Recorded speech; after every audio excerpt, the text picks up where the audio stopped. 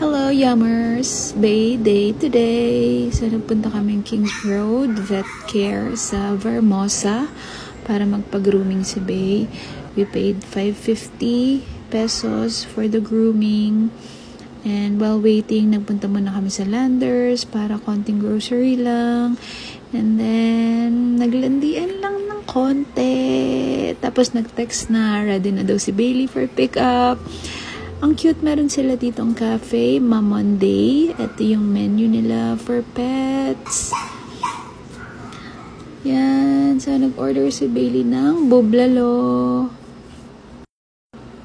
While waiting, picture muna si Bailey. Cute.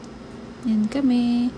And dumating na yung order niya. Ang cute kasi meron talaga silang lagayan for pets. And may free water na din. Amazing. Thank you sa service nyo. Maganda naman yung service for me. Nag-doubt pa ako nung una kasi medyo mababa yung review nila sa Google. But all good. And then, nag-play muna si Bailey sa Barkyard. And meron din mga flowers and maraming stuff na binibenta doon. I bought just a eucalyptus. Share ko lang din na ang sarap ng muffin sa Landers. Bili na kayo. Bye!